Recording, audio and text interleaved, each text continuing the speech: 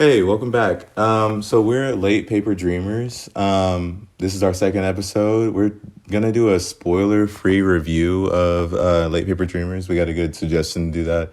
Actually, I think that was your idea last time, right? Uh-huh. I am Auty. This is Alexandra. and we are Late Paper Dreamers. We're doing this new podcast thing where we review books. So check us out. We already have one episode out for the chapters 1 through 10. Yeah. I basically just read really, really slow. So I read about 10 chapters a week because that's all I can do.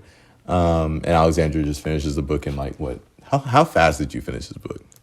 Or in like 2 days. 2 days? God damn. So yeah, we're going to do a spoiler-free review of this book. We really, really enjoy the book. But yeah, so if you're considering getting into Fourth Wing, this is going to be all you need to know. I guess where should we start? Well, I guess what is the book about? Yeah, that'd be a good start. Since you've read all of it, how would you describe the genre of this book? I would describe it as like fantasy with romance. It's like adventure, like high stakes, political agenda. Yeah, I think there's I'm an action fan. Like I enjoy Percy Jackson Olympians. Also, I don't read that much. The fact that I'm name dropping Percy Jackson Olympians as the last thing I read is like a dead giveaway. But I do like some romance things like Percy Jackson Olympian. Like Pride and Prejudice. Yeah. I like some romance things. Pride and Prejudice is one of my favorite books, and I think Wuthering Heights is my number one favorite book. And that's dark kind of romance, I guess. But for the most part, I like reading action, and I think the most recent thing I read was Harry Potter. This is kind of like a good balance of all the action and romance and fantasy things combined. I feel like it's a really like well-rounded book, and the pacing's pretty good too, right? Like, does it drop off? I'm halfway through the book, so like, does it drop off at all, or do you think it's like pretty consistent? I think for the most part, it's pretty consistent. Like, Yeah. try not to spoil things. Yeah. But I think we had mentioned this in the last podcast, but like the world building and stuff isn't like overwhelming. I think that's just what makes it kind of like easier to read. Yeah. Obviously, compared to like Lord of the Rings or something like that. Yeah. Which Alexandra knows everything about, and I know nothing about. I mean, I know a little bit because I think we've talked about Lord of the Rings for like hours. Yeah, hours. Yeah, and literally like I haven't watched any of the movies, but I know a lot about it because crazy. Alexandra would describe every moment to me. And not excruciating. I actually really like the lore of Lord of the Rings, but on topic. Yeah, on topic. This book is, I guess, so basically there is a war, I guess, a really long war going on. And our main character is just is from a family of warriors, I guess, and there are basically three factions, a part of this one side that we're on. We're on the side of Navarre, I guess what you call. I'm gonna mispronounce things like the whole time. It's just a me thing. I read and I see a name and I just like I see the first letter and I make something up after that. Alexandra's probably more diligent about it, but I just make stuff up. So if I'm wrong, I don't know, bite me. I don't like I don't care. But yeah, I think Navarre is how they pronounce it. And they are the side that we're on. They have dragons, which is also what the story is about. The dragons are just a part of Navarre, and they fight against another. I don't know what the other civilization is called. I think they're just they have griffins, and basically they've been in a war for hundreds of years or something like that. Our story starts with Violet, who's our main character, and we get all of our perspective from Violet. We can hear their thoughts. We can hear her inner feelings and stuff, and I like how the author kind of describes how she feels. I'll say that without spoiling anything, it feels like Violet is very different from how she sees herself, right? I think she acts differently than what she's like. She has a lot of like shortcomings in her head that are very accurate. Like she's kind of like weak, I guess, in the beginning, and I like that. I like characters that start off really weak. I don't know how strong she gets later on, but I will say that nobody believes in her, and she doesn't believe in her either. And throughout the book, you can see by her actions that she's better than she thinks she is, and she's better than people think she slowly are. living up to her Yeah, potential. and I think that there's a family element of it too. There's a lot of familial connections in the book. We start with Violet in a really small space, and you mentioned something last time we were recording. Is that there's not a lot of it's not an information dump on you, I guess. Like I haven't read a lot of books, but you said a lot of them kind of information dump on you, especially with fantasy worlds and stuff like that. Yeah. Yeah, I think the world building is pretty decent. You've seen the whole entirety of the book, and right now, like, I'm literally just in this one section, I guess. I'm halfway through the book, and it feels like I've gotten like a big, expansive world already, but I already know that there's like a million things I don't know about yet. I guess do you think it's a small contained story, or do you think right now we're just like still in the little bitty pond, I guess? I think currently we're in like a little pond of it. Like, Okay, still. Yeah. Okay. I like that. Yeah. I think there's so much more to explore. Mm. And yeah, I don't know.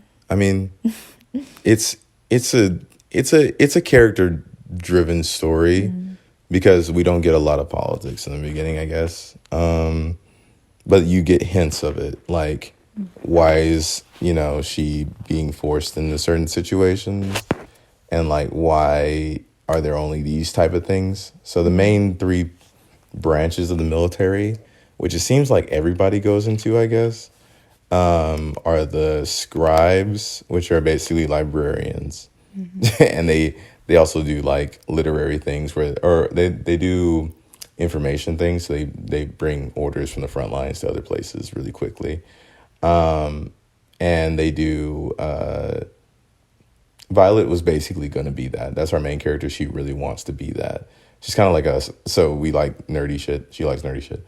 And then there's the main cadets, right? Like the infantry, like the foot soldiers, I guess. Yeah. Yeah, and that's the majority of the forces.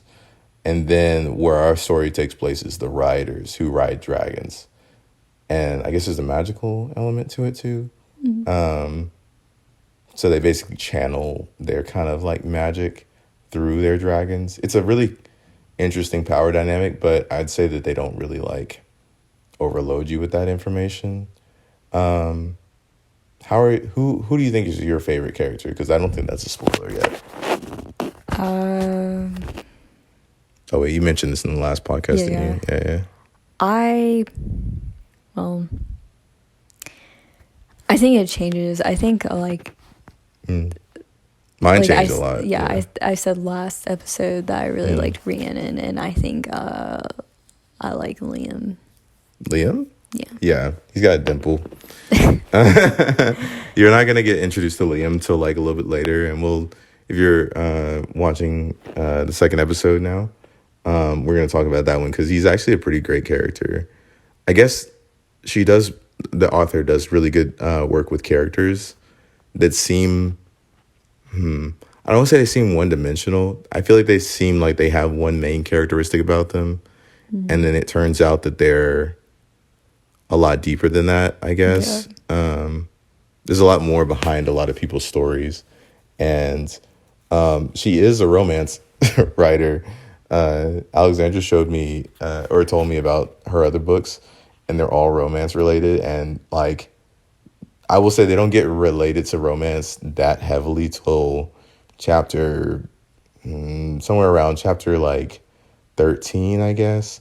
And then you can tell that she's in her romance bag. But I don't think it's like just romance. I think it's like between people, I guess. Like the friendships are pretty great.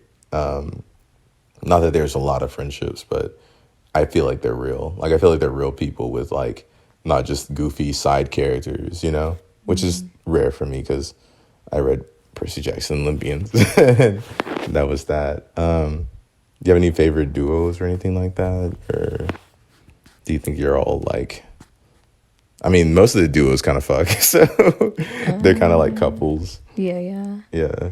I mean, favorite couples too is fine too.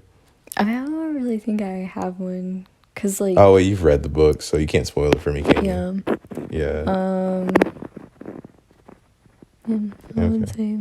I think the romance is a pretty good part of it too. But yeah, it's a really easy read for me. I'm ADHD, diagnosed and everything. And I have a hard time reading books, so it's really easy for me to read this one, and I think that's something I haven't had before because it feels like the plot pacing is very well paced. It's like as soon as I get comfortable in some really nice setting, or like I get comfortable in some action or something like that, I'm like jerked out of it unexpectedly, but not in a bad way. It's like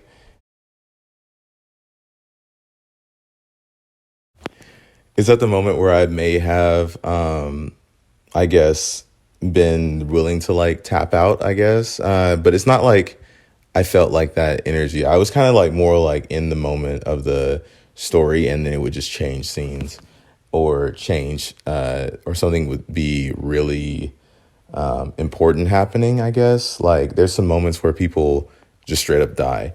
Alexandra mentioned something really great last podcast. It's very much a story of survival, I guess, which I didn't think about until later on in the story when it was basically that. But I realized that from the get-go, it's somebody who isn't supposed to be there, and then it turns out that they're like meant to be there, I guess, but they still have to catch up to everyone else that's been training for their whole lives. And it's obviously about Violet, who's our main character. And her sister's fine as hell. They don't describe her. I just want y'all to know she's so fucking funny. I'm down bad for her. But yeah, that's basically the book. Yeah, so catch our review of Fourth Wing. I forgot the book. Catch our review of Fourth Wing. We did chapters 1 through 10 already. It's already up. We're about to record episode 2. Just giving our breakdown of chapters 11 through 20. That's how many I read, I think, this last week. And after that, I think we'll just give our review of the whole entire book, or the last 20 chapters. It's about 40 chapters long. It's pretty good. I think it's one of the popular ones, so we're kind of bandwagoning, right? It's popular, right? Yeah. If you have any suggestions for us to do any books from, we'll do anything. I'll read anything. I'll get through it. So give me a nonfiction one, a fiction one. Please give me a fantasy one so I can keep my attention. But if you want to do whatever, if you like a book, put it down in the comments. Alexandra, you read a lot of stuff, right? Like you read different books in different genres, right? You say I do, but recently fantasy has definitely been like the main one. I think. Romance fantasy? You read Tender is the Flesh though, right? Yeah, that's like it's like cannibalism. Anyway, yeah, I mean I do love that genre as well, but lately, like I would say, like the past like 2 months, I've been reading a lot of fantasy. I think I've only ever read I read Wuthering Heights. That was really great. And I read Pride and Prejudice. And I also read The Picture of Dorian Gray because I was into a girl. And if you're watching this, girl, I'm I'm just I don't care. I read that just for you. Like it was a really slow paced, boring book, but it was also like perfect for my uh uh I'm a little bit existential with my kind of thoughts, I guess. And so it was more like the idea of not being old or like getting old and wanting to be the same as you are now or how people perceive you. But it was given to me in the most abstract thoughts way. It took I liked it, but also like it was like how you like studying. You know, sometimes you read something really interesting and it's like, oh, this is part of work, I guess. My work was trying to get with this girl. But when you're like doing work for school or something like that, and you have to do it, but it's also really interesting. That's kind of how it felt. Kind of like philosophy, I guess. But this is more of a adventure, and I have no problems whatsoever reading it. I could probably blow through this in a day if I had more than an hour. But yeah, if you're a reader, you'll finish this, but like super fast. I read slow. I'm already halfway through, and it's only been a week. So yeah, I guess that's our spoiler-free review. I don't know how much we can say else besides that. We've never done a podcast. Um, but yeah, it was really fun. Thank y'all for joining us. If you want to catch us, we do some poetry stuff on TikTok. Alexandra is a theater major. She's graduated recently, and she's really, really, really talented. I literally cried in the car earlier when she recorded one of the newest recordings that we did for a poem for Valentine's Day. Y'all should check it out on TikTok at what is it going like? I'm gonna fuck it up. Late paper dreams. Late Paper Dreams. Yeah. I forgot. I made the handle. Late Paper Dreams on TikTok. We have an Instagram. Late Paper Dreams. Late Paper Dreams. I think it's late paper thoughts. Late Paper Thoughts. Late Paper Dreams. One of those two. You'll find it. We'll put the description below. Yeah. Well, that's our review. I hope y'all watch it, and then watch it. We're not recording an episode. I hope y'all read it. I hope y'all read the book. It's really good. It's really dope. If you like dragons, you'll like it. If you like anything, you'll like it. Catch us on our episode 2 review of chapters 11 through 21. Yep. All right. Cool. We're gonna end all ours like that. All right. Peace.